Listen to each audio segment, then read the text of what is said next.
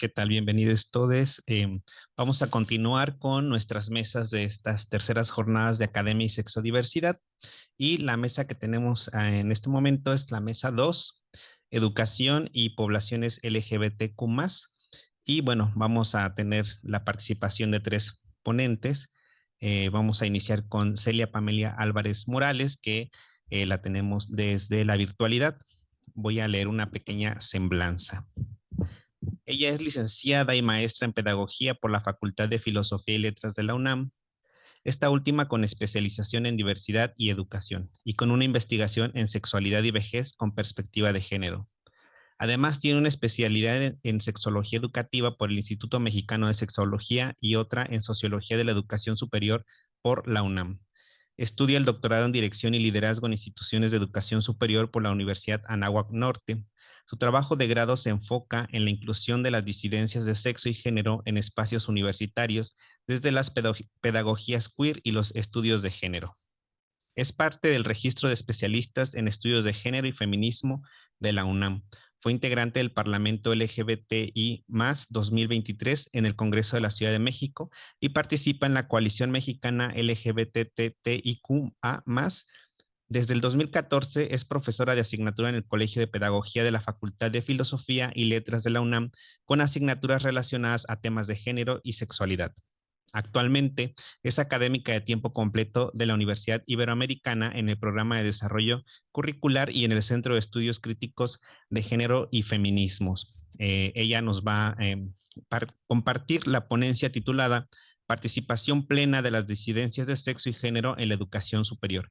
Recordarle a los y a las ponentes que tienen 20 minutos para su participación, y también quienes están en la virtualidad, recordarles que tenemos 3 segundos de diferencia en el audio. Te cedemos la voz, Celia Pamela. Bienvenida.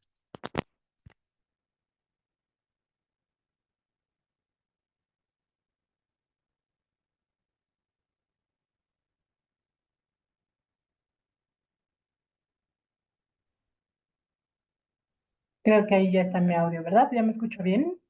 Sí, perfecto. Y también ya se ve mi pantalla, ¿verdad? Sí.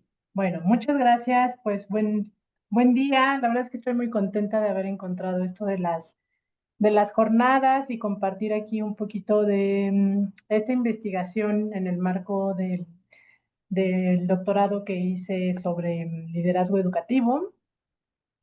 En realidad es una tesis que ya está pues finalizada, ya estoy en los momentos ya saben, de examen previo y todas estas preparaciones, entonces ya compartirles un poquito más, pues ya el trabajo completo en lo que se puede en estos 20 minutos.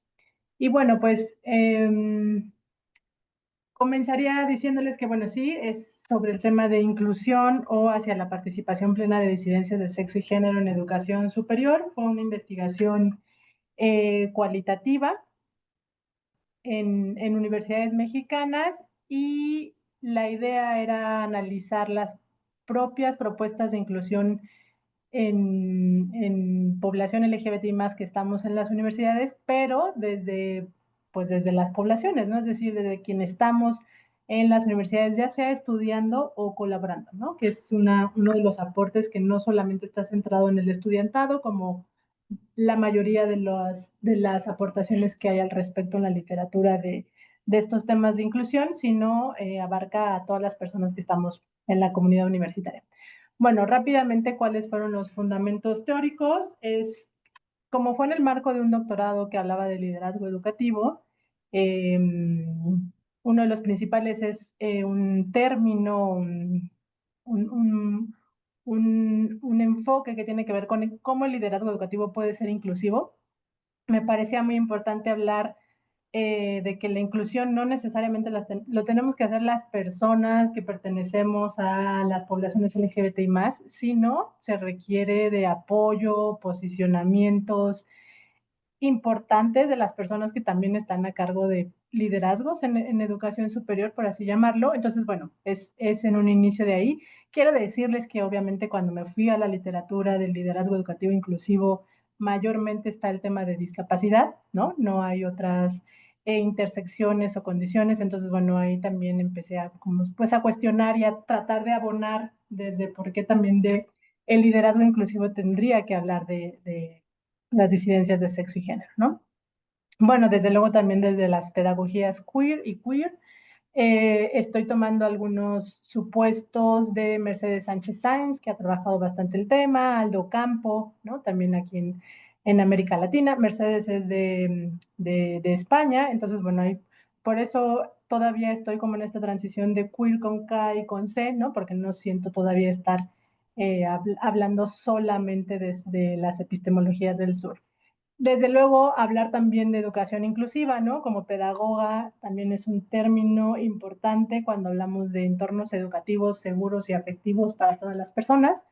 La educación inclusiva es un pilar. Sin embargo, los discursos de la educación inclusiva ahora van hacia la participación plena, ¿no? Es decir, quitar ya este rasgo de inclusión, porque cuando hablamos de inclusión es porque todavía hay exclusión, ¿no? Entonces, más bien, ¿cómo imaginamos espacios, estructuras, entornos, en este caso escolares, que permitan la participación plena de las personas, eliminando pues desde luego las barreras existentes, que en el caso del tema de disidencia de sexo y género, pues tiene que ver con los entornos cis heteronormativos que sabemos existen en las escuelas. Entonces, bueno, esos son los fundamentos teóricos. Objetivos y metodología, bueno, era elaborar una propuesta de acciones institucionales para la participación plena de población LGBTIQ+, en educación superior. Como les decía, fue una investigación cualitativa. Fue cualitativa porque, a pesar de que usé como instrumento un cuestionario, fue un cuestionario en línea donde eran preguntas abiertas respecto a tú que eres estudiante LGBTI más o te reconoces como estudiante LGBTI más, ¿qué necesitas que haga tu escuela para que tú puedas desarrollarte como estudiante en un entorno seguro y afectivo, ¿no? La misma pregunta fue para quienes colaboraban en educación superior, tú que eres docente, tú que estás en un área de servicio, en las cajas, en servicios escolares, en la biblioteca, es decir, no importaba, ¿no? En el área, pero ¿qué necesitas para estar en un espacio laboral también seguro y afectivo, ¿no? Entonces, la idea era que en esta pregunta abierta recoger todas estas acciones y bueno, para poder revisar la cantidad de información, porque fueron 396 cuestionarios, eh, utilicé el análisis de contenido para poder ir haciendo categorías y un tipo de catálogo de acciones institucionales. Participaron 271 estudiantes y 91 colaboradores. Y otra cosa importante también es que participaron cerca de 60 universidades del país, ¿no? Esto no quiere decir tampoco, es una investigación cualitativa, ¿no? Mis resultados solo aplican para las instituciones que participaron, son un referente y quizás también el instrumento que utilicé puede ser un instrumento que, de hecho, algunas universidades me lo han solicitado como para hacer también esta consulta al interior de sus escuelas y tener resultados más situados, ¿no? Eh, sí, dije, ¿verdad? Universidades solamente mexicanas. Y, bueno, son 60 y también hubo participación como de 16 entidades federativas, ¿no? O sea, sí había como mucha diversidad de lugares donde llegó. Era la ventaja de que fuera un cuestionario en línea, que pues se fue circulando y llegaron varias respuestas. Si me voy rápidamente a los hallazgos principales, habla sobre la mayoría de las personas ahí mencionaban que reconocen que hay algo que las escuelas ya están haciendo algo. No todas las personas, o sea, esto es como la generalidad, porque también hay personas que decían, en mi escuela no se hace nada, ¿no? Hasta las personas que decían, en mi escuela ya se resuelve todo y yo estoy bien y no necesito nada más como persona LGBT más. O sea, si lo pongo así como en un continuo, encontré estos dos polos y en medio bastantes también experiencias. La mayoría de las personas hablaban también sobre que hay algunas actividades, pero son aisladas, pero solamente son en junio, ¿no? Como el mes del orgullo, y los demás momentos del año se olvida, son como muy aisladas, específicas, no es algo que yo viva en todo el momento de mi trayectoria escolar. Entonces, bueno, eso ahí me daba, pensando desde los liderazgos educativos, habla de que no hay algo como más sistematizado, intencionado, ¿no? Como las políticas de inclusión, etcétera. No en todos los casos, sino es como algunos hallazgos. Otra cosa interesante es que la mayoría reconocen que el aspecto donde más hemos avanzado en temas de inclusión de la población LGBTI más en entornos escolares es lo que tiene que ver con protocolos y reglamentos, ¿no? Es decir, cuando yo les preguntaba, ¿qué acciones tú conoces que ya suceden en tu escuela? ¿No? La mayoría, ahí sí, la mayoría de las personas hablan sobre los reglamentos, los protocolos, pero nada más, ese es como el rasgo principal.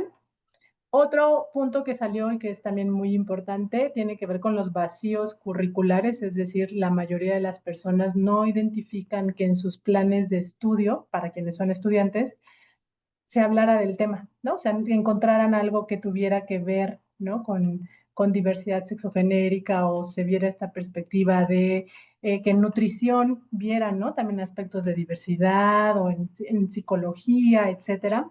Algunas personas también mencionaron que cuando se veían, estos temas podían ser todavía desde una cuestión que patologiza, ¿no? A algunos aspectos. Entonces, principalmente esto fue como de los planes de estudio.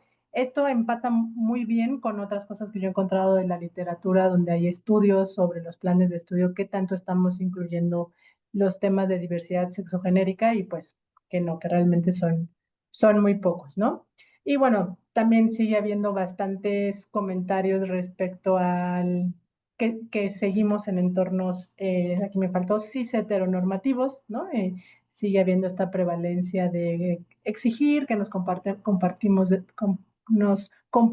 de ciertas maneras, y que bueno, que la escuela sigue siendo un espacio heteronormado, y dirigido a personas heterosexuales, ¿no? Cis heterosexuales. Entonces, bueno, eso es como un panorama grande. Yo les decía que la investigación, como está basada, o como uno de los principales tiene que ver con el liderazgo educativo, y el liderazgo educativo trata no solamente de mirar al estudiantado, sino a todas las personas que estamos en la universidad, porque al final pues somos una comunidad universitaria.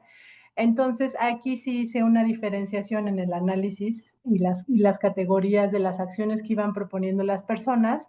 Hay unas categorías, desde luego, que aplican solo para lo que dijeron estudiantes y otras que aplican para colaboradores. Entonces, por ejemplo, estudiantes hablaban sobre, bueno, una de las categorías es atención integral a LGBTIQ+, por ejemplo, los servicios de salud mental, ¿no? Decían que no había esta sensibilidad o esta perspectiva cuando acudían a algunos servicios de salud mental o algunos tipos de orientación y que tenían que ver con la educación sexual, pues eran servicios que todavía están heteronormados. Desde luego hablan también de lo importante que es la capacitación y la sensibilización de sus docentes y también de quienes colaboran en la universidad, de generar espacios seguros para ellos, ellas y ellas, que hubiera eventos, talleres, pláticas, no como algo aislado, sino como una parte de la universidad, como algo que va siendo transversal.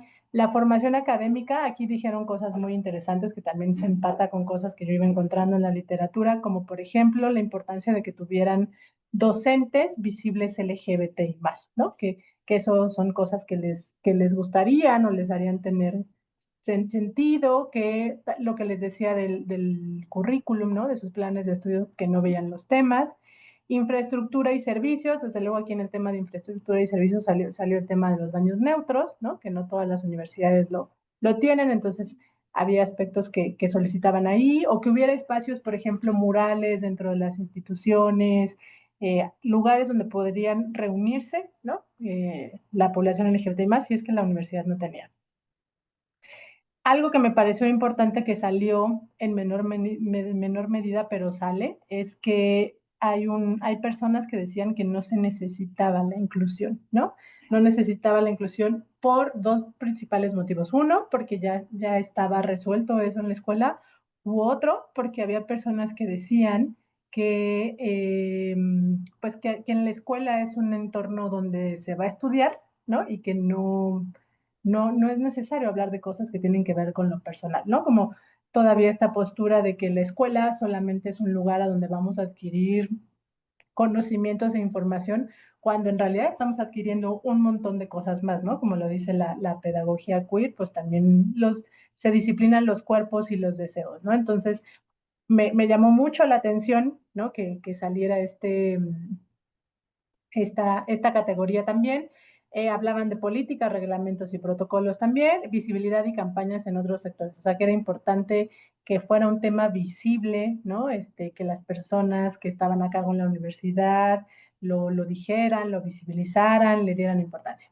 Eso pasó con los estudiantes. En realidad estas son categorías, por cada categoría tengo listados de las acciones que proponen. La verdad es que se hizo un catálogo amplio, que justo esa era la idea, hacer como un listado de acciones que son propuestas desde las poblaciones LGBTI más que estamos en las universidades y que de ahí se tomen justo como estas ideas y no desde lo que las otras personas creen, ¿no? Que podría ser funcional. Y en el caso de colaboradores, también hablaron de atención integral universitaria, el tema de la capacitación y sensibilización, que se generaran espacios seguros para colaboradores. Justo decían, sí salió como para estudiantes a veces hay mucho, ¿no? Estudiantes LGBTI más, pero para colaboradores, pues casi no existe o no hay espacios o no hay a veces en las universidades tenemos grupos estudiantiles LGBTI más, ¿no? Que son parte de la institución por ejemplo, eso no existe, o al menos en las universidades donde yo estuve documentando, no había, ¿no? O sea, no existe, por ejemplo, un grupo de docentes LGBTI más, o cosas así, ¿no? Entonces hablaban sobre la importancia de que también hubiera estas agrupaciones como las hay en estudiantes. En formación académica, pues desde luego, ¿no? Algunos colaboradores, sobre todo quienes están en aspectos académicos, hablaban sobre la importancia de incluir estos temas, no solamente en los planes, sino también, por ejemplo, en los proyectos de investigación, ¿no? Que luego tenemos como académicas. Pues a veces ese no es una línea, no es un tema, ¿no? Entonces hablaban sobre la inclusión de eso, la infraestructura, también ahí salió el tema de los baños neutros, también salió el tema de la no inclusión aquí, ¿no? Si ustedes ven, el diagrama pretende representar el número de acciones propuestas, las franjas son más gruesas, entonces está muy mínimo, pero ahí está. Políticas, reglamentos y protocolos, aquí colaboradores hablan también sobre cómo las prestaciones laborales también no están todavía adecuadas, ¿no? Generalmente adecuadas en los entornos universitarios como un centro laboral. Eh, y pues el tema de visibilidad también, ¿no? Entonces, bueno, a grandes rasgos esas son las diferencias, digamos, que salieron entre estudiantes y colaboradores. En una agrupación general, pues está ahí las políticas y los protocolos, el tema de la visibilidad, el tema de la atención integral y la formación académica. Y bueno, ¿cuál era la idea de esta tesis, además de hacer este catálogo de acciones que pudiera ser un marco de referencia, insisto, porque es un marco que cada universidad tendrá que ver, ¿no? Para poder pensar qué cosas son funcionales o no, ¿no? O adecuadas a sus propios contextos. Y bueno, la idea, o sea, al final, y algo que sale de esta tesis y que me interesa seguir trabajando, es pensar en un tipo de liderazgo educativo queer, ¿no?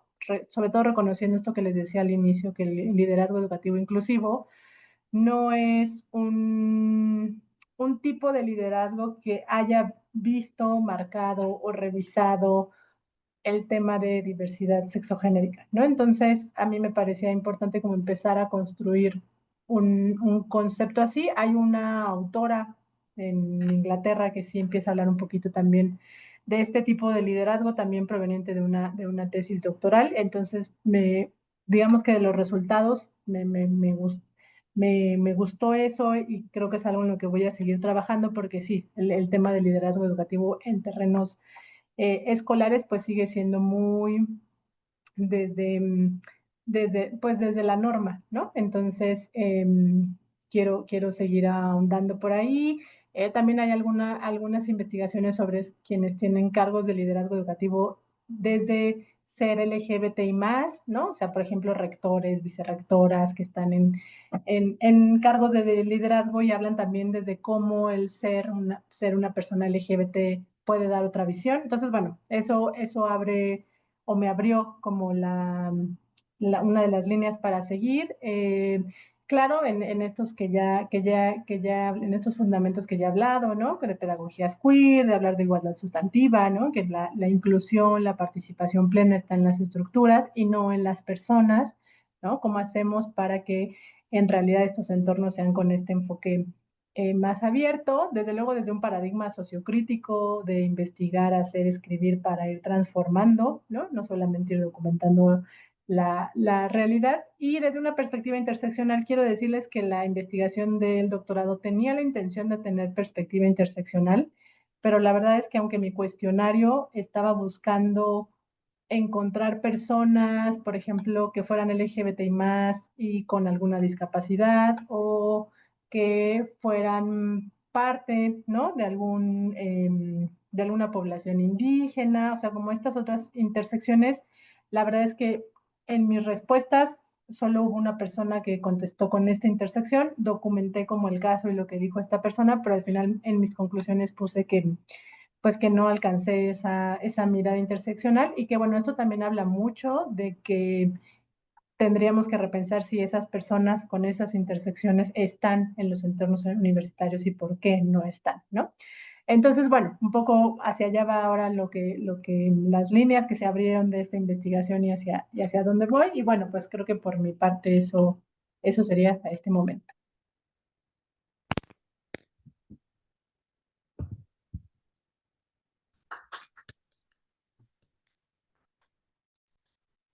Muchísimas gracias, Celia, por tu participación. Bueno, las preguntas vendrán al final de la mesa. Y bueno, para continuar, me toca presentar ahora a Gilgal Castañeda Gallardo. Es profesionista en publicidad y relaciones públicas con experiencia en mercadotecnia y contenido digital. Actualmente es estudiante de la maestría en estudios de opinión en la Universidad Veracruzana, programa que inició en 2024.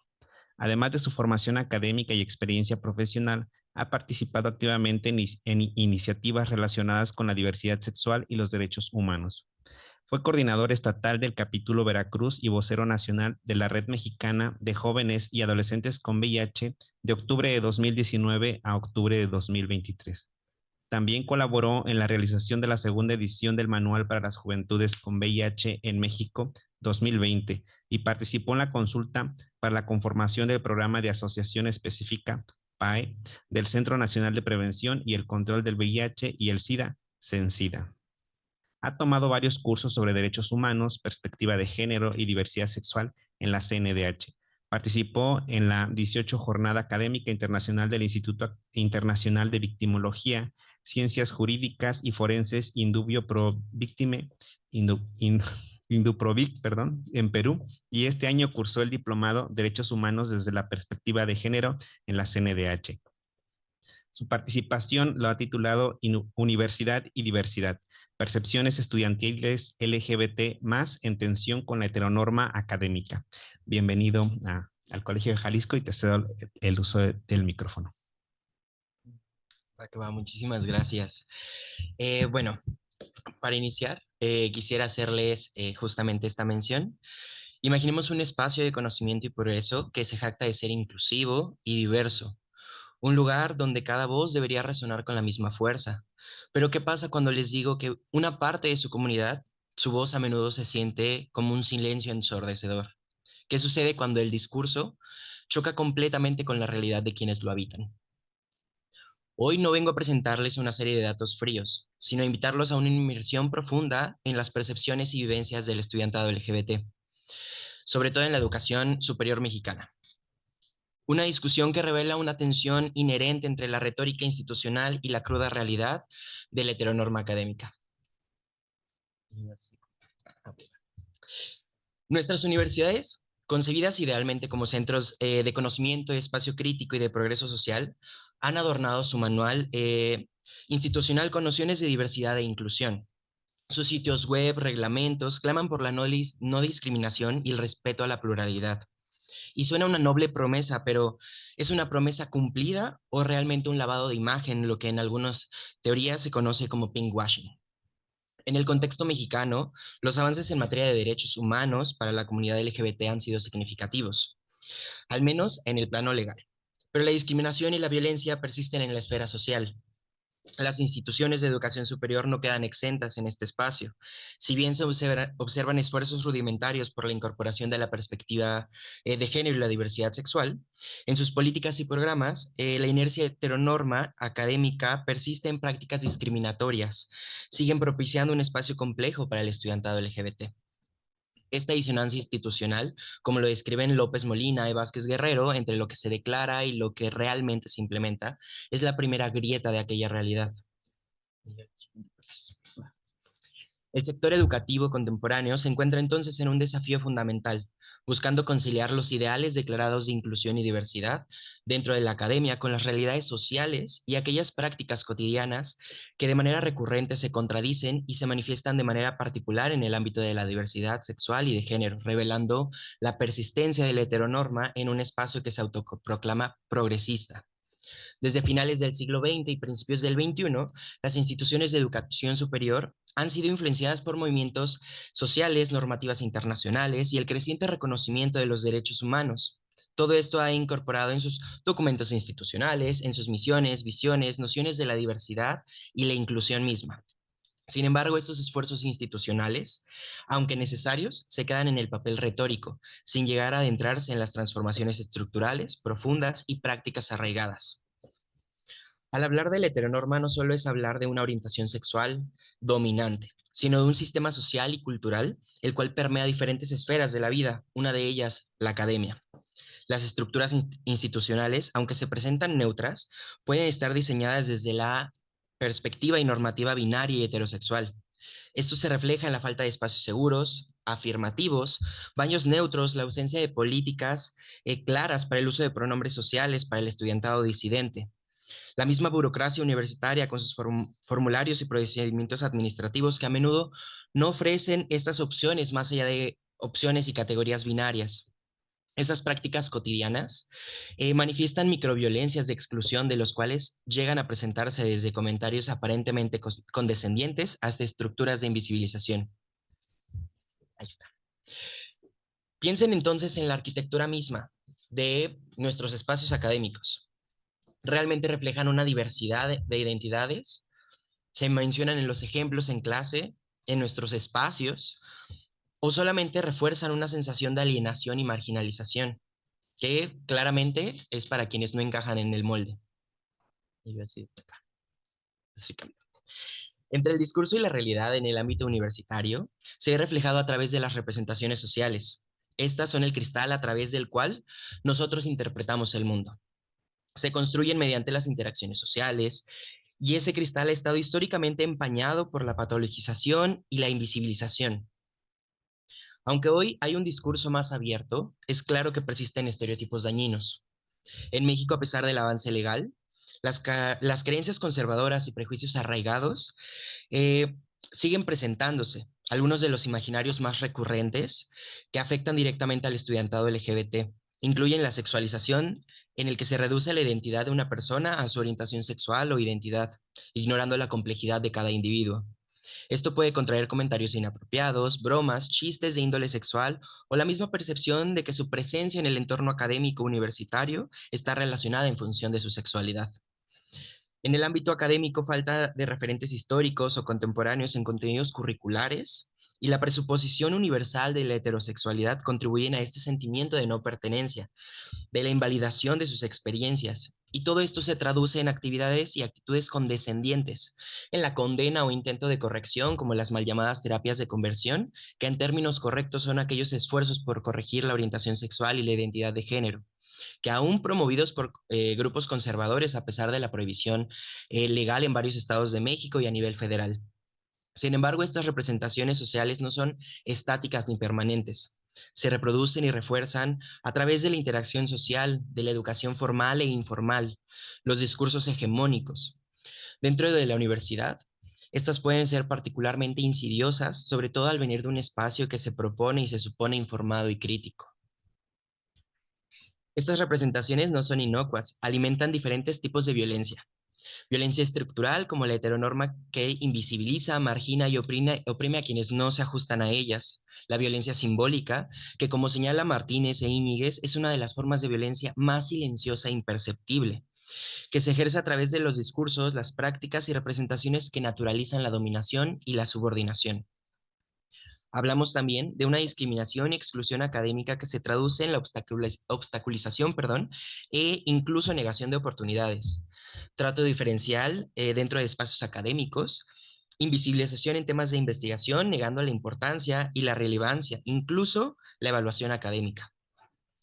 Esta reticencia por parte de la docencia al abordar temas de diversidad sexual, descartando incluso la participación con proyectos de investigación con perspectiva de género o la estigmatización del estudiantado que hace pública su identidad.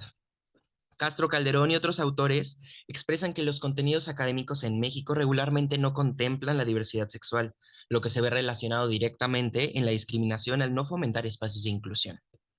Ahora bien, aunque los centros de educación de nivel superior suelen tener códigos de conducta, la falta de atención efectiva y acciones específicas ante estas situaciones refuerzan un ambiente de impunidad en el que el acoso y el hostigamiento se convierten en parte de la cultura institucional, que a su vez fomenta la violencia al permitir o pasar por alto esta protección del estudiantado y la garantía de sus derechos. Hablamos entonces de la falta de protocolos claros y eficientes para atender estos casos de discriminación o violencia, así como sanciones contundentes ante la misma. Pues como mencionan López y Vázquez, las políticas de género no siempre se traducen en acciones concretas. Pero no nos equivoquemos, el estudiantado no permanece callado y eso es claro, va más allá de la víctima pasiva. Despliegan y desarrollan estrategias de resistencia que no solo buscan sobrevivir a estos espacios, sino transformarlos. Estas resistencias, que regularmente informales y emergentes, dan pie a lo que se podría considerar como una pedagogía queer, desde el mismo colectivo que desafía las normas dominantes y propone nuevas formas y herramientas de coexistencia y aprendizaje. Uno de los actos de resistencia más contundentes es la simple existencia y sobre todo la visibilidad.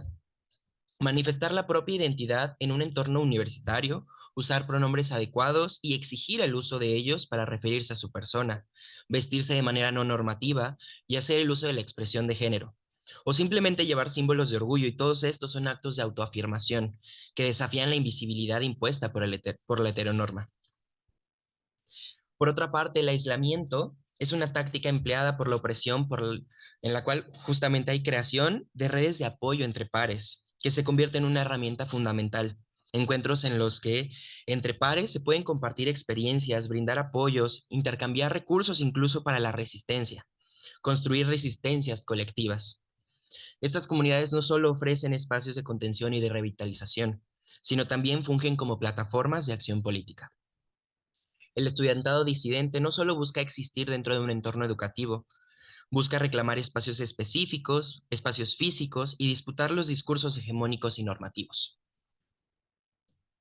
Las resistencias estudiantiles no son meros actos reactivos. Como conceptualiza Brisman, la pedagogía queer no solo se limita a enseñar sobre la diversidad sexual, sino que busca subvertir estas normas binarias y heteronormativas que estructuran el mismo conocimiento, las relaciones y las subjetividades educativas, procurando la justicia, la equidad y la dignificación en todas las formas de ser y de conocer.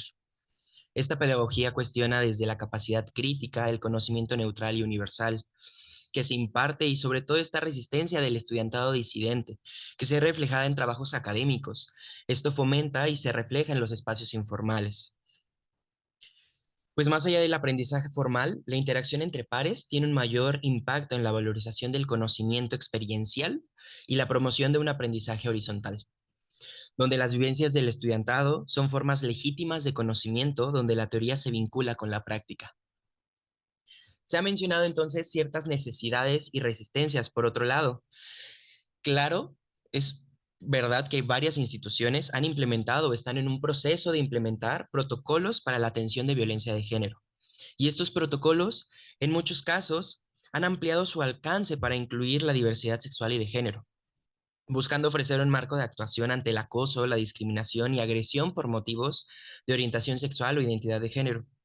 Han creado áreas específicas encargadas de impulsar la igualdad de género, la diversidad, y estas instancias tienen la función, o al menos la intención, de sensibilizar, capacitar, investigar y proponer políticas internas. Su existencia es un paso fundamental, ya que proporcionan un espacio formal para la denuncia y la búsqueda de la justicia, además de que denota claramente el reconocimiento y la necesidad de abordar estos temas de manera específica. Algunas instituciones han implementado políticas internas que permiten incluso el uso del nombre social para el estudiantado, sobre todo en las disidencias trans, en donde los documentos internos, credenciales y listados se ven afectados. Y esto representa un avance significativo al respecto de las identidades. Estos avances realizados son importantes porque establecen un marco formal y discursivo que permite al estudiantado tener un punto de apoyo para exigir sus derechos y visibilizar sus experiencias. Una disculpa. Sin embargo, la implementación de estos mecanismos institucionales enfrentan serios límites y desafíos que impiden que se traduzcan plenamente en la transformación real de la experiencia educativa para el estudiantado LGBT. Esta tensión entre el discurso y la realidad se hace particularmente evidente en esta área. Como señala López Molina, existe una notoria discrepancia institucional entre las políticas de género establecidas y la acción cotidiana. Los protocolos existen en papel, pero su aplicación es mucho más complicada, es burocrática, carente de recursos humanos y materiales, que en ocasiones se encuentra marcada, por la victimización y la revictimización. Esta falta de sanciones claras y contundentes para los agresores también debilita su efectividad. Ahora bien, existen entonces esfuerzos de capacitación que no siempre son obligatorios y mayoritariamente no abarcan a toda la población universitaria. Y esto da oportunidad al prejuicio, a la discriminación y la violencia, donde les permiten seguir ejerciéndose, replicándose y afectando a las disidencias. Al tener la oportunidad de no reconocer, de no aprender, de construir y ser sensibles, se crea una brecha tan grande en el que la resistencia por parte de las disidencias queda obstaculizada bajo la protección burocrática de la heteronorma.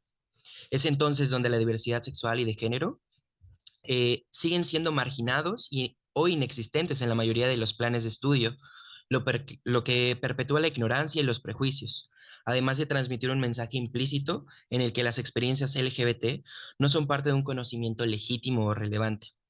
Las unidades de género y la diversidad cotidianamente operan con presupuestos altamente limitados, lo que restringe su capacidad para desarrollar o implementar programas amplios, contratar personal especializado o realizar capacitaciones continuas, realizar investigaciones o implementar campañas de sensibilización a gran escala. Todo lo anterior es parte de una matriz cultural arraigada a la heteronorma y expresada claramente en las instituciones. A pesar de tener espacios para la demanda, la denuncia, a menudo el temor por las represalias, el estigma, la intimidación o el simple hecho de no ser creídos o silenciados, pasar por un proceso burocrático y altamente agotador que no garantiza la justicia. Todo esto afecta directamente a la confianza en los mecanismos institucionales, llegando a un límite crucial. Cambiar esta cultura requiere un esfuerzo constante y un compromiso genuino por las autoridades, que a menudo se enfrentan a las resistencias internas por parte del sector conservador o simplemente por la inercia de la institución. Estas resistencias se manifiestan en la priorización de otros temas, la desestimación de las problemáticas LGBT llamadas minorías, o la simple percepción de que estos temas son políticamente correctos, pero no esenciales. Hasta este punto les he hablado de un camino entre la tensión del discurso y la realidad, las representaciones sociales que duelen, la violencia estructural que invisibiliza y la resistencia que transforma. Para avanzar entonces hacia una verdadera inclusión, es imperativo ir más allá de las declaraciones de buena intención, discursos que se quedan en papel y esfuerzos incipientes o atenciones obsoletas. Es necesario adoptar un enfoque integral y transformador. Necesitamos acciones concretas y valientes, transversalizar la diversidad sexual y de género en todos los planes de estudio, capacitación obligatoria y continua para todo el personal universitario y garantizar la aplicación efectiva de protocolos, con vías claras de denuncias y sanciones contundentes. Como organismos institucionales que fungen como catapultas de conocimiento y de individuos críticos, impulsar líneas de investigación educativas y sociales sobre perspectivas diversas generan un conocimiento situado que promueve la toma de decisiones y el diseño de políticas. Es necesario entonces destinar también recursos reales, crear espacios físicos y simbólicos, espacios seguros, adaptar nuestra infraestructura.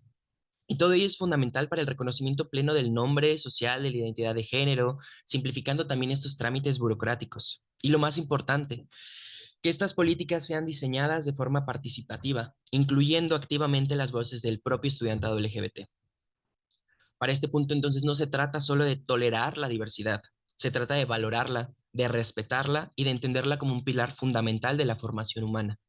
Al hacerlo, las instituciones de educación superior no solo pueden consolidarse como agentes de cambio social, sino convertirse en espacios donde todas las identidades encuentren un pleno desarrollo de fortalecimiento. Y para finalizar, simplemente hago como esta reflexión, donde los invito a dejar de mirar a través de este cristal empañado y busquemos construir uno nuevo, uno que refleje realmente la diversidad que ya existe en nuestras aulas. Un futuro que si actuamos hoy, realmente puede ser nuestro presente. Muchas gracias.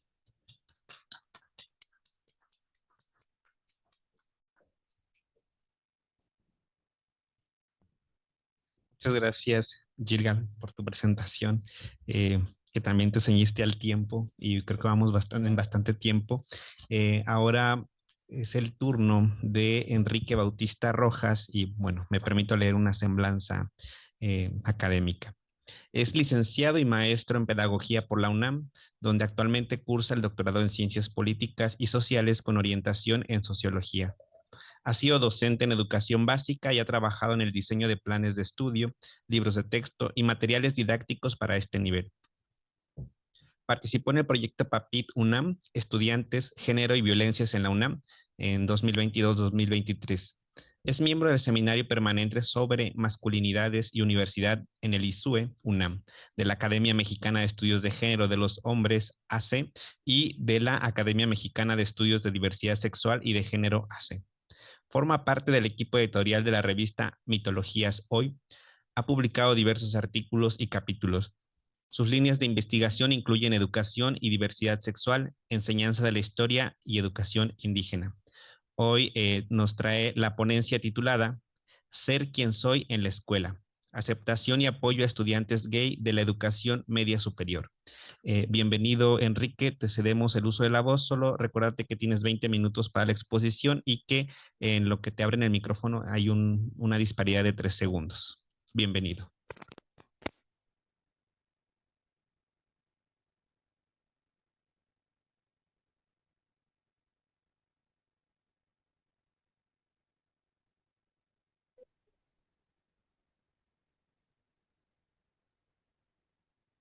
Padiu Chigiratu. ¿Me escuchan? Perfecto. Bueno, buen día tengan. Eh, es un placer estar aquí en las terceras jornadas de Academia Sexodiversidad organizadas por el Colegio de Jalisco. Evento sin duda necesario, no solo en este mes, sino creo que en general seguir apuntando estos espacios de reflexión. Me entusiasma participar en esta mesa sobre educación y poblaciones LGBT+, y compartir mi trabajo con ustedes en esta ocasión. Para aprovechar al máximo el tiempo, he preparado un texto que quiero presentarles eh, y voy a empezar con la presentación. ¿Me podrían, estoy haciendo algo mal, compartir?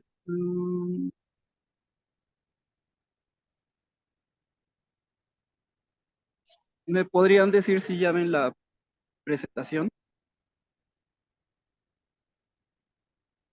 No les veo, entonces si alguien pudiera indicarme si pueden ver la presentación.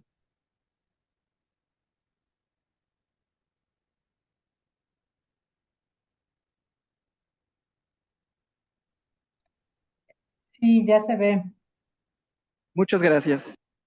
Bueno, el título del trabajo que quiero presentar en esta ocasión es Ser quien soy en la escuela, aceptación y apoyo a estudiantes gay en educación media superior. Y bueno, como se ha dicho en las participaciones anteriores, aunque la visibilidad de los derechos LGBT ha crecido en México, tener una orientación sexual, identidad de género, características sexuales fuera de lo normativo, sigue siendo un motivo de agresiones desde comentarios discriminatorios hasta crímenes de odio, desgraciadamente. El ámbito educativo no es ajeno a estos desafíos. Hablar de diversidad sexual en las escuelas sigue siendo un tema sensible, ya que cuestiona lo que se ha construido como normalidad, desde estructuras sociales, legales y académicas, pero particularmente las infancias y adolescencias sexodiversas enfrentan barreras para ser reconocidas, ya que hay factores morales e incluso legales que limitan esta visibilización hasta la adultez, un poco bajo la idea de que uno solo puede decidir sobre su vida cuando ya tiene 18 años, como si mágicamente eso pasara. Sin embargo, en las escuelas ya existen estudiantes que desafían la heteronormatividad y los modelos tradicionales de masculinidad. Muchos lamentablemente siguen siendo invisibilizados por compañeros, docentes y autoridades escolares. Mi investigación más amplia, de la cual se desprende esta ponencia, se centró en las instituciones de educación media superior y explora cómo la masculinidad y la heteronormatividad influyen en la vida escolar de estudiantes gays de la Ciudad de México y el área metropolitana. Además, analiza cómo la educación va más allá del aula, afectando la construcción de identidades, particularmente aquellas que se apartan de la norma sexual. En esta investigación parto de la idea que las identidades se construyen a través de múltiples influencias, la familia, la escuela, la comunidad y otros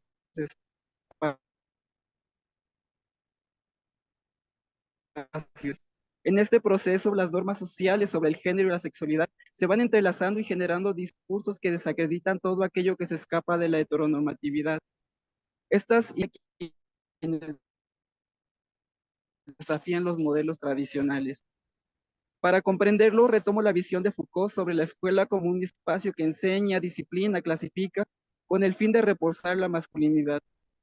Además, como señala Judith Butler, los roles de género se sostienen por su repetición constante, exigiendo que las identidades se ajusten a la correspondencia tradicional entre sexo, género y orientación sexual, lo que genera una matriz. En algunas instituciones de educación media superior aún persisten posturas que buscan controlar. Este modelo impone expectativas como rechazar lo femenino, formar relaciones entre varones y ajustarse a la normatividad.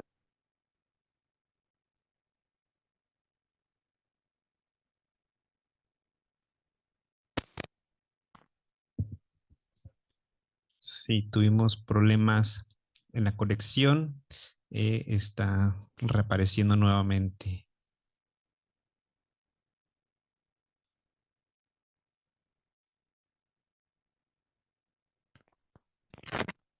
Bueno, creo que pasó algo con el internet. No sé hasta dónde pudieron escucharme, pero intentaré retomar el punto. ¿Sí me escuchan ahí? Perdón.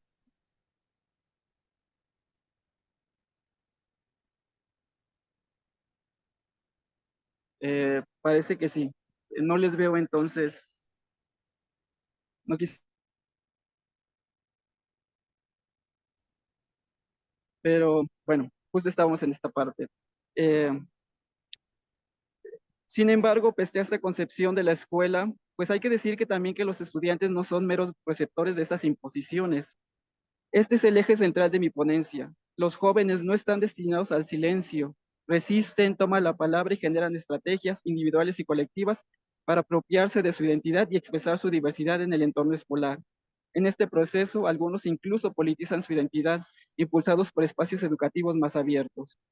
A pesar de la vigilancia sobre la sexualidad en muchas escuelas, la resistencia no puede ser completamente suprimida. Como nos recuerda Alma Rosa Sánchez, la existencia de quienes desafían la heterosexualidad no puede borrarse, mientras que Silvia Lizalde habla acerca de estas realidades que abren caminos para otras identidades y otras prácticas.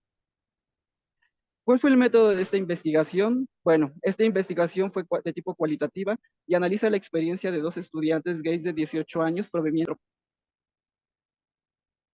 metropolitana, el Colegio de Ciencias y Humanidades, CCH de la UNAM, el Centro de Estudios Científicos y Tecnológicos, CECIT, del Instituto Politécnico Nacional. Los estudiantes fueron contactados a sociales y mediante la estrategia de bola de nieve. Los participantes pertenecen a, ya que se estaban terminando sus estudios de educación media superior y preparándose para la educación superior. Sus trayectorias escolares y contextos familiares son diversos, lo que enriquece la perspectiva del estudio. La recolección de los datos se realizó mediante cuestionarios en línea y entrevistas virtuales, y el análisis se llevó a cabo bajo la técnica de la teoría fundamentada en la versión de Alcel Strops y Juliet Corbin. Se respetaron todas las normativas éticas, asegurando el anonimato y la confidencialidad de los participantes.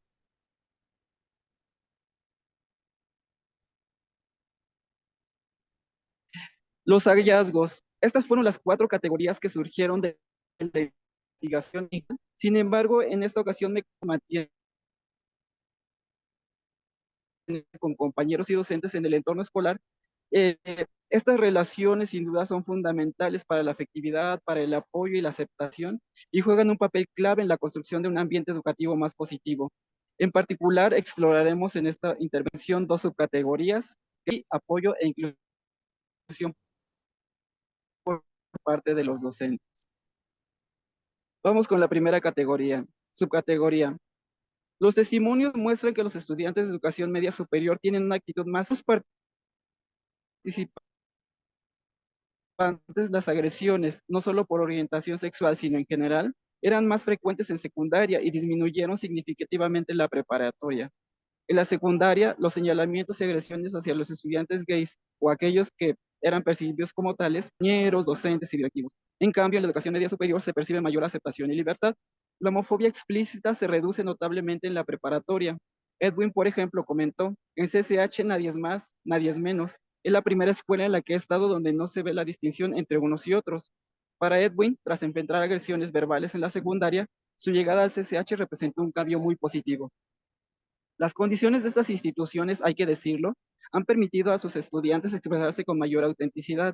Para muchos, la educación media superior fue el primer espacio donde pudieron compartir su orientación, recibir apoyo y establecer relaciones afectivas. Daniel, por ejemplo, destacó cómo sus amigos en la Escuela Nacional Preparatoria lo ayudaron a aceptar su identidad.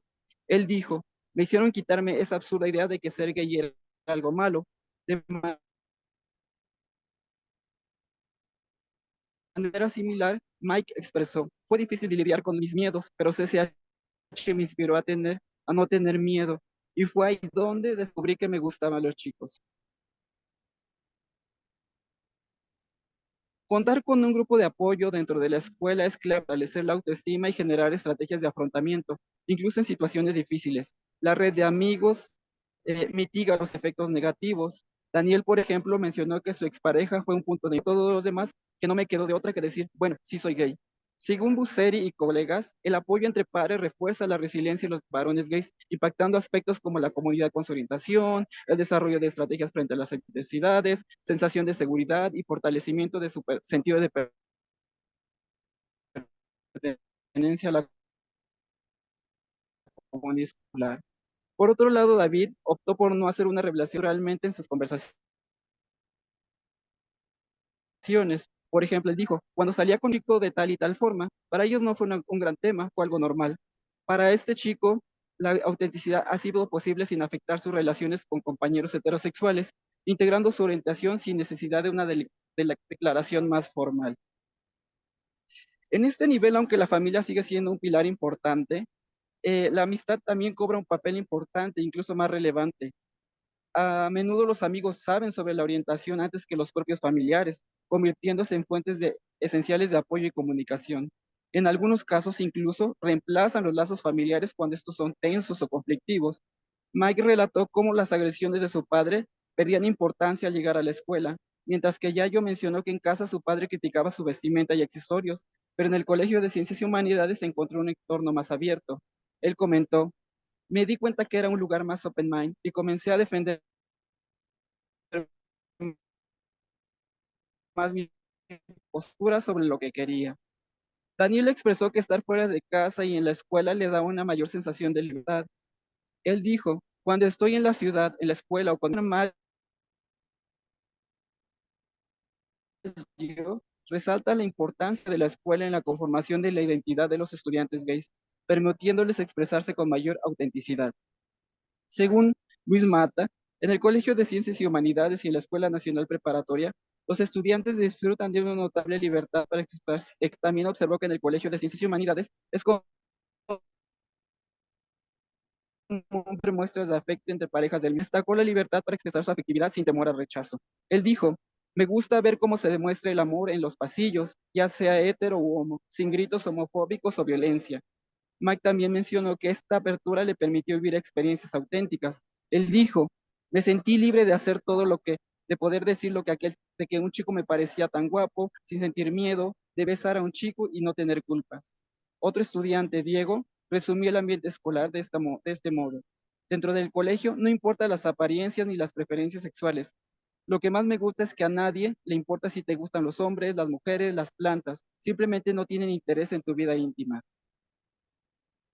A diferencia de lo encontrado por Job Avalos, quien señalaba que la aceptación dependía de la cercanía de los vínculos, los participantes de esta investigación perciben una aceptación genuina de sus amigos y la posibilidad de vivir su orientación sin ocultarla. Matis expresó: me seguían hablando, me invitaban a un montón de lugares, no creo que me hicieran sentir apartado, me aceptaban. Mike también compartió su gratitud. Yo amé tanto que me aceptaran y me dieran la confianza para hacer todo lo que guardé durante mucho tiempo. Patricio, aunque con un círculo de amigos más reducido, señaló que su orientación no afectó sus relaciones. No tengo tantos amigos, pero los que tengo 7 u 8 no se alejaron de mí por nada. El apoyo de los amigos y la tolerancia de los compañeros ha sido clave para que los estudiantes se sientan seguros en sus escuelas. La mayoría percibe sus instituciones como espacios donde la comunidad LGBT es aceptada. Alex, por ejemplo, comentó sobre la Escuela Nacional Preparatoria. En general, es un lugar seguro para y nunca pasaba nada, se veía con normalidad. Daniel también destacó la apertura en el CCH y él dijo: era muy tranquila la situación, podías expresar libremente tus sentimientos sin miedo a que pasara algo. De manera similar, Diego afirmó que uno de los principios del CCH es aprender a ser nosotros mismos, lo que refuerza la percepción de un ambiente inclusivo. En cuanto al apoyo e inclusión por parte de docentes, la mayoría de los estudiantes señaló una buena relación con sus profesores, quienes mostraban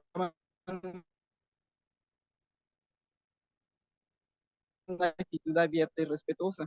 Edwin mencionó: como tengo varios amigos gays, los profesores ya sospechaban que lo somos. Alguna vez comenté con una profesora con un chico con el que salía y no conocían sus relaciones sin que esto presentara un problema. Dance comentó, por ejemplo: sí lo saben, ya que durante gran parte del CCH estuve con mi pareja. Ya yo incluso llevaba a su novia a las clases y los profesores lo integraban sin inconvenientes. Él dijo: jamás pasó nada malo. Mientras que Mike tuvo una experiencia similar, mi novio iba a dejarme clases y nos besábamos afuera. Los maestros simplemente lo sabían, nunca dijeron nada y era un ambiente relajado. Esto es España con otros colegas que encontraron que algunos estudiantes temían la reacción de los docentes al descubrir su relación porque tenían ser tratados de manera diferente. En este caso, los participantes no experimentaron temor, disfrutaron de la libertad de ser ellos mismos en el entorno escolar. Además, los estudiantes distinguieron entre profesores que simplemente mostraban respeto y aquellos que brindaban apoyo activo.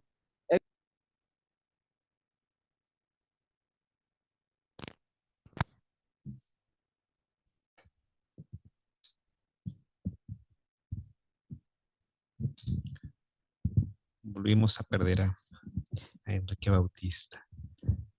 Está otra vez conectándose.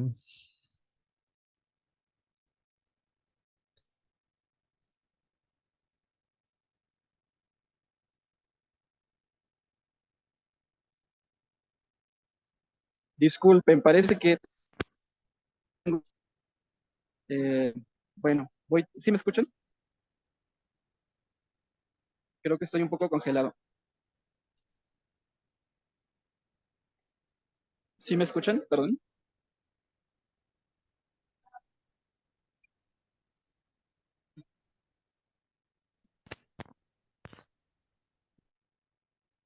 Te escuchamos, Ya de para nuevo, también comunicarte que estoy casi por tienes terminar. 3 minutos para ir concluyendo.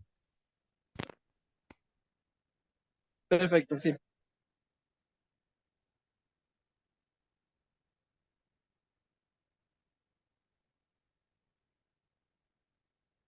Ok, voy terminando.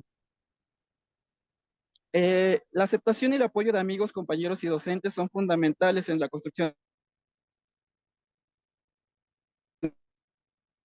de la identidad de los varones gays dentro de la escuela.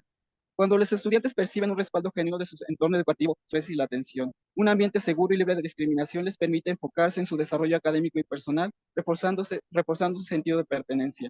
Para muchos jóvenes gays, la escuela puede ser un espacio de aceptación donde las amistades, compañeros y docentes crean un ambiente de libertad y seguridad.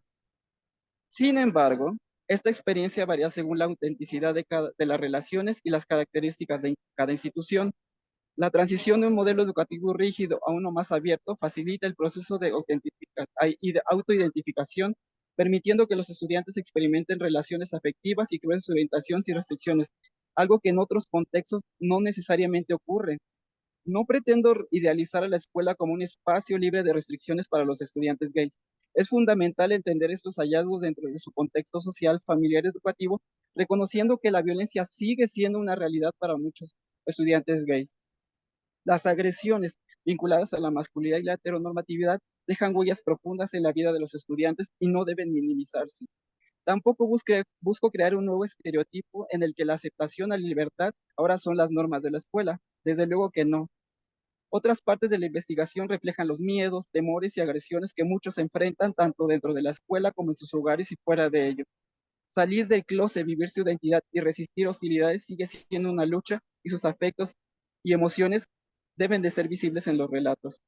Sin embargo, también hay un cambio significativo. Las identidades de los varones gays más jóvenes se ven impulsadas por nuevos discursos y posibilidades, lo que les permite construir espacios de mayor libertad, afecto y autenticidad. Estos estudiantes no son receptores pasivos de normas y violencias, como sacos de box para educar a los machitos. Son estrategas, desarrollan tácticas de resistencia y confrontación ante la heteronormatividad.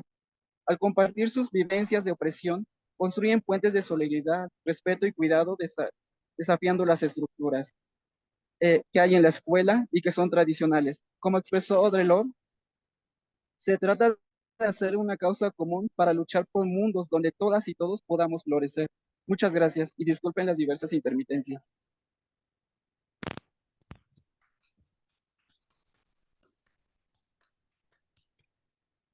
Muchas gracias, Enrique. Sí, estuvimos siguiendo tu presentación, aunque fue fragmentaria, pero sí creo que pudimos lograr entender el objetivo y ahorita en las conclusiones creo que fuiste bastante claro. Bueno, es el momento de las preguntas. Para quien quiera plantear alguna pregunta, este, aquí presentes, ahorita vamos a ceder el micrófono.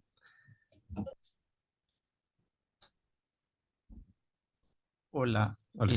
¿sí se escucha? Sí. Esta es para Pamela.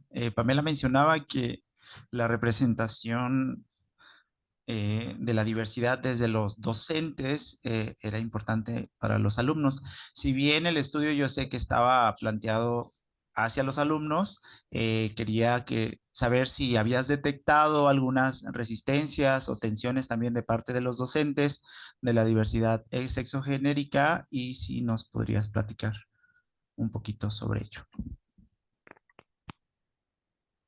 Sí, claro. Esto no es propiamente de esta investigación, pero bueno, en algún momento también estuve trabajando y escribiendo sobre experiencias de docentes LGBTI más. Y bueno, una de las tensiones que he visto en la literatura y también un poco vivido yo estoy en la Universidad Iberoamericana Ciudad de México, donde estamos ahí haciendo algunos trabajos al respecto, es que pues que no todas las realidades de quienes hacemos docencia desde lo LGBT son las mismas, ¿no? Y tampoco tendría por qué haber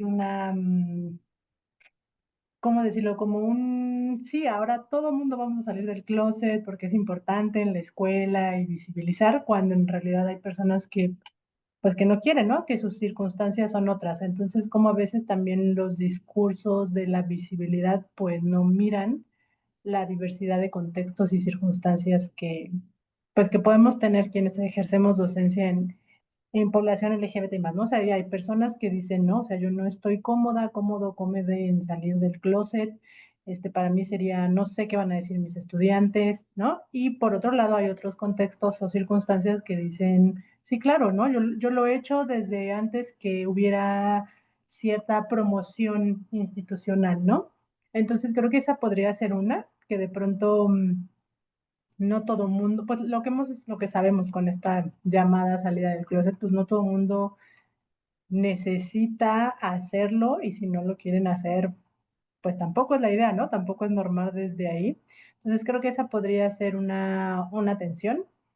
La otra, pues que también está ahí medio documentada, pues tiene que ver con, pues depende en qué institución estamos, ¿no? Porque podemos estar, digo, yo estoy en una institución en la Ibero, estoy hablando de la Ibero porque he estado en varias otras, pero específicamente ahora en la Ibero y que comparto también algunas cosas con la UNAM, pues es una institución totalmente abierta a estos temas, pero pues, pienso en las instituciones más de corte, em, ¿cómo decirlo? Desde alguna, de corte religioso, por así decirlo, o con algunas otras ideas, pues sí hay políticas no dichas, de que inclusive son temas de contratación, ¿no? O sea, que claro, eso es discriminación, va en contra de toda la ley, desde luego no está escrito en un manual, no está reglamentado, pero son cosas que pasan, ¿no? Que te preguntan, ¿no? Tu estado civil, y si estás casada y con hijos o con quién, y pues en función de eso, ¿no? Si, es más, simplemente el estado civil a veces puede ser un factor para ver si te contratan o no. Claro, ya cuando ven si estás casada con otra mujer, ¿no? O son parejas homosexuales, pues ya es otra cosa. Entonces creo que esa sería otra atención, pues el cómo esta visibilidad surge en la diferencia de instituciones. Y bueno, yo estoy en Ciudad de México, ya lo decían hace ratito, que es pues todo centralizado, ¿no? Ciudad de México tiene ahí bastante apertura, aunque no la que nos gustaría. Todavía, desde luego, pasan muchas cosas que no, que son lamentables. Sin embargo, pues eso habla por Ciudad de México, ¿no? Yo imagino que en las entidades puede haber muchas otras más circunstancias.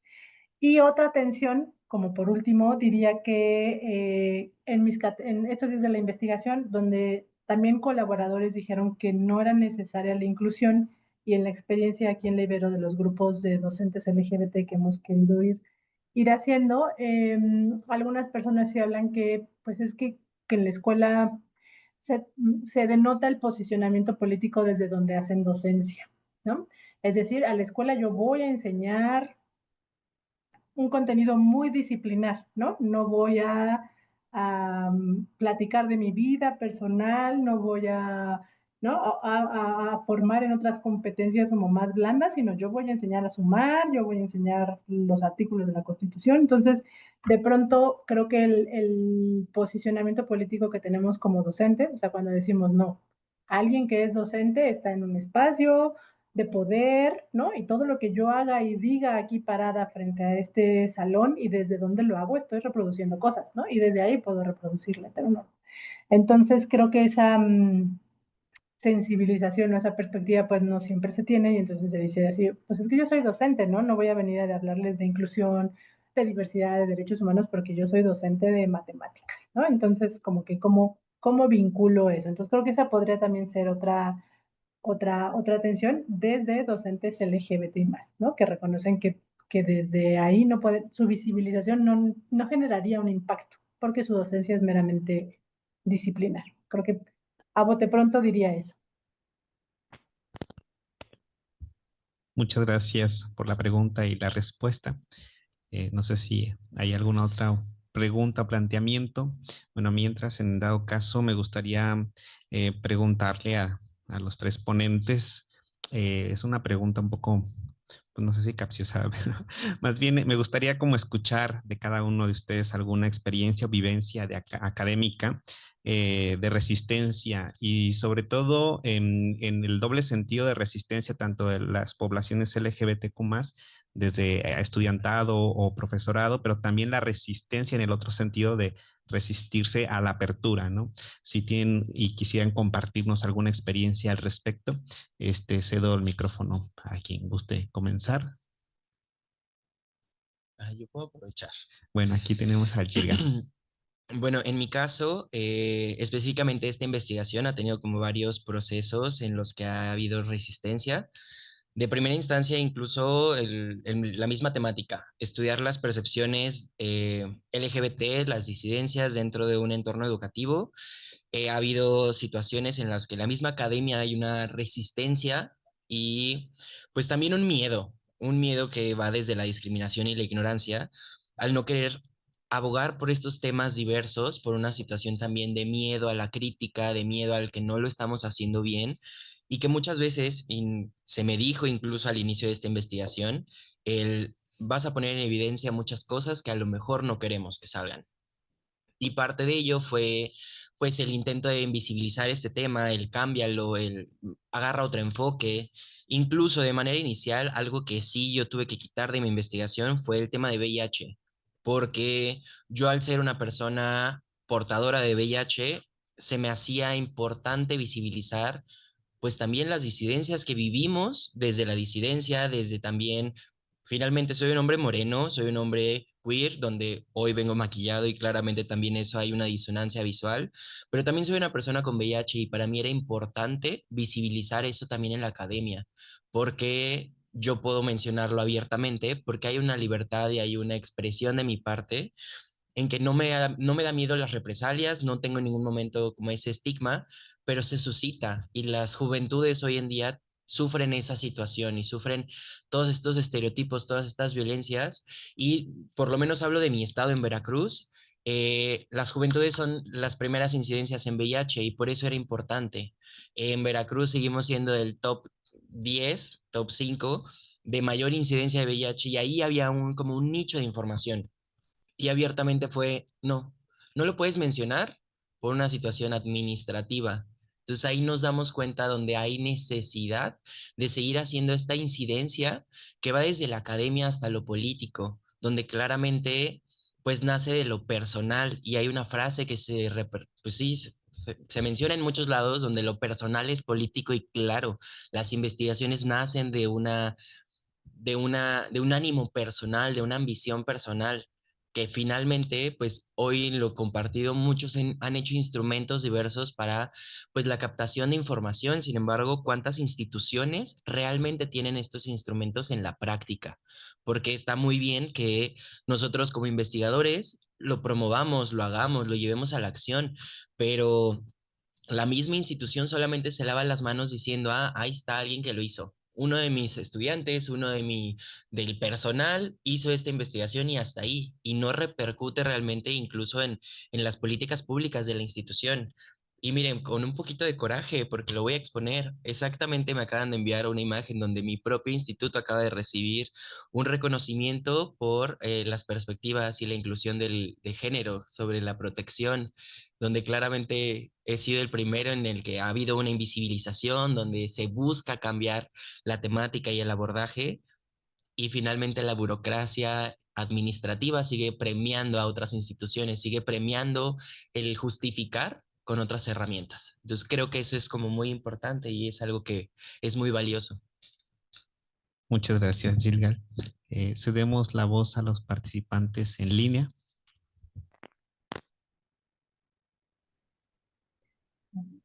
Ah, bueno, levanto la mano, yo después.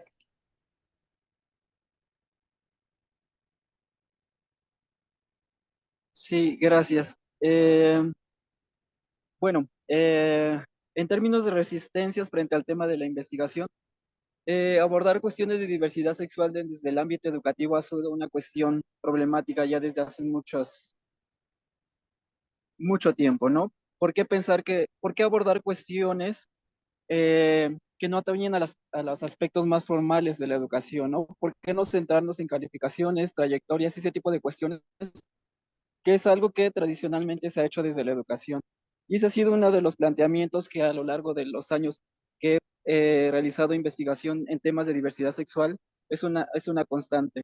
¿Por qué meternos en estos aspectos de los estudiantes que incluso a veces se tildan como de lo más íntimo, de lo más personal, y que no tendría que ser algo de lo cual se hablara precisamente en las aulas, en las escuelas?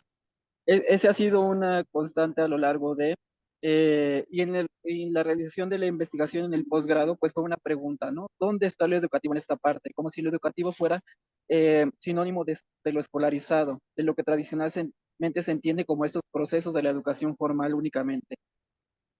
En términos de la investigación también, como comentaba al inicio de la intervención, yo la realicé con estudiantes de educación media superior y ahí hay una cuestión incluso en términos legales, cómo poder obtener el consentimiento de estudiantes que son menores de edad para poder participar en una investigación.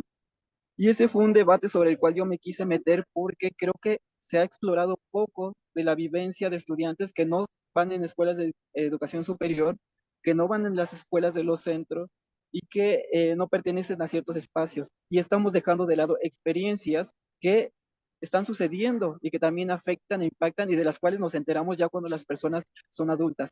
Entonces, para mí era muy importante poner el dedo ahí sobre la llaga y creo que fue uno de los aspectos también de resistencia en cuanto a cómo obtener el consentimiento informado de estudiantes menores de edad, pero además de estudiantes que no en todos los casos habían comunicado su orientación con sus familias, pero incluso encontré casos en donde los familiares no aceptaban que los estudiantes participaran dentro de la investigación, porque se sigue pensando como algo muy íntimo, muy personal, que no debe de ser compartido y que incluso puede, bajo esta idea de todavía mantener el respeto dentro de la familia y quizá como una suerte de honor, pues no contar sobre esas cosas, ¿no? Finalmente te aceptamos hacia adentro, pero no queremos que lo cuentes hacia afuera, no des tanto de qué hablar sobre ese aspecto. Y incluso ahora sobre temas de cuestión vinculadas a diversidad sexual, pues la pregunta o la puesta en duda acerca de si realmente las poblaciones LGBT siguen viviendo violencias. Y eso es algo que me ha sorprendido francamente en estos espacios escolares universitarios donde estoy, porque si hay esos cuestionamientos, porque pareciera que hay una percepción fuera de donde pues ya hay libertad, ya hay aceptación, ya hay mucho apoyo y entonces ya pareciera que se han alcanzado todos los derechos, e incluso bajo estos discursos de pues están pidiendo de más, para qué están quieren obtener otro tipo de derechos que ya sobrepasan a los que tienen las demás personas. Y me sorprende mucho de estos, que sean de espacios académicos que pues se jactan un poco como se mencionaba en esta última intervención sobre, pues se jactan de ser abiertos con gran apertura y demás. Cuando yo decidí partir de la pedagogía hacia otra área que es ahora la sociología, una de las razones fue porque en el posgrado donde yo estaba, la coordinadora comentó en alguna ocasión que, bueno, está bien que se investiguen estos temas dentro del ámbito educativo, pero que para esos hay otro tipo de posgrados, como los estudios de género. Me parece increíble que se siga pensando de ese modo. Me parece que a estas alturas, donde se ha hablado de la interdisciplinaridad, la transdisciplinaridad y demás aspectos, se siga pensando de esta manera tan cerrada que incluso demuestran ciertos aspectos más allá de lo formal y académico. En términos de resistencias en el otro sentido, la investigación, dada que es desde una perspectiva de la teoría fundamentada, me ha permitido abrir un poco los ojos hacia otros aspectos que originalmente no tenía contemplados y que de pronto me han dado sorpresas bastante interesantes. Desconozco cómo pasa en otras instituciones educativas y creo que es algo que debe prestarse atención, pero algo que me pareció muy interesante es cómo dentro de las instituciones de educación media superior en las que realicé la investigación, ya hay algunas semillas, algunas organizaciones de estudiantes que intentan construir colectivos. Y esto me parece interesante porque al menos lo que he habido en la investigación sobre el tema ocurre generalmente en la educación superior, porque pareciera que hay una división, una suerte de tapismos también, y entonces pareciera que antes de la educación superior o de los 18 años no se podrían organizar los estudiantes. Entonces, eso ha sido algo que he encontrado y hecho, cómo han echado mano de estrategias pedagógicas vinculadas al performance, a las estéticas y demás, a partir de las cuales crean círculos de apoyo, de difusión de información, de protesta, de agenciamiento de espacios y demás. Creo que eso también merece ser también revisado como una parte importante de investigar qué está pasando con las identidades en las instituciones de educación media superior y en las instituciones de educación superior en general. Como esta idea que se plantea en el sentido de que ya no son sujetos únicamente pasivos frente a estas exigencias, como mencionaba Foucault en algún momento, frente a todos esos ejercicios de opresión, de violencias y demás, también hay posibilidades de resistencia. Y creo que hay grietas que se están abriendo en diversos espacios y creo que me parece también importante de comentar y visibilizar.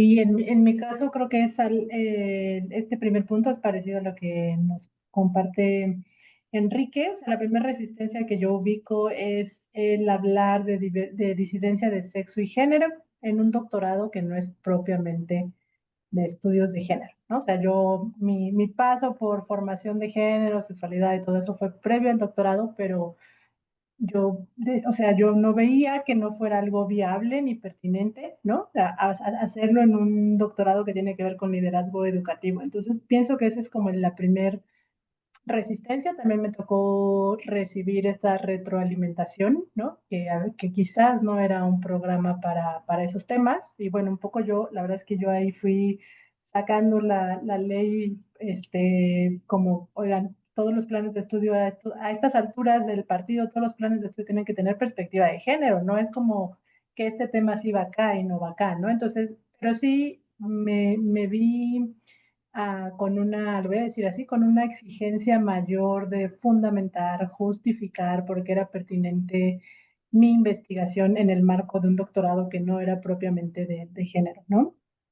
Desde luego también hice mano del tema de la interdisciplina, de la importancia de, justo yo les decía, es que en mi tesis estoy echando mano de toda mi formación, ¿no? Como pedagoga, como sexóloga, como de estudios de género, ¿no? Y ahora con liderazgo educativo. Entonces, bueno, sí ubico ahí una resistencia grande, porque si bien también coincido con Enrique que en la educación los temas de disidencia de sexo y género son un tema, ¿no? Porque seguimos eh, hablando de la educación como a un espacio donde se viene a portarse bien, ¿no? Y portarse bien implica ser cisgénero y heterosexual. Entonces, yo también, además, o sea, dentro de la educación hay muchos ámbitos, muchas vías, y entonces me metí en una que es el liderazgo educativo, que es de los campos, le voy a llamar así, o sea, liderazgo educativo, imaginarán que es un campo totalmente androcéntrico, patriarcal, ¿no? Entonces, entrar a esa vía, y bueno, ahí voy a meter la otra resistencia que ubico como mujer lesbiana haciendo investigación, ¿no? En estos temas, porque sí creo que sí somos población LGBTI más, pero pues cada letra del acrónimo y nuestros contextos hacen cosas bien distintas, ¿no? O sea, sabemos bien que las lesbianas, pues no somos quienes somos más visibles cuando hablamos de diversidad sexual, ¿no? Generalmente la representación social es mucho más relacionada hacia hombres gay, entonces, bueno, esa es la otra resistencia que veo, como entrar a un campo de la de la educación mucho más heteronormado, donde es liderazgo educativo, donde el liderazgo educativo ha sido hecho como muchos otros campos disciplinares, pues desde los hombres, ¿no? Porque son los hombres los que han ocupado algunos cargos de liderar. Entonces, bueno, en mi caso ubico esas dos resistencias. Muchísimas gracias por sus comentarios y participaciones. No sé si hay algún comentario más, sino para irnos preparando. Bueno, un aplauso para todos los participantes de esta mesa y nos estaremos preparando para la mesa 3 en un par de minutos.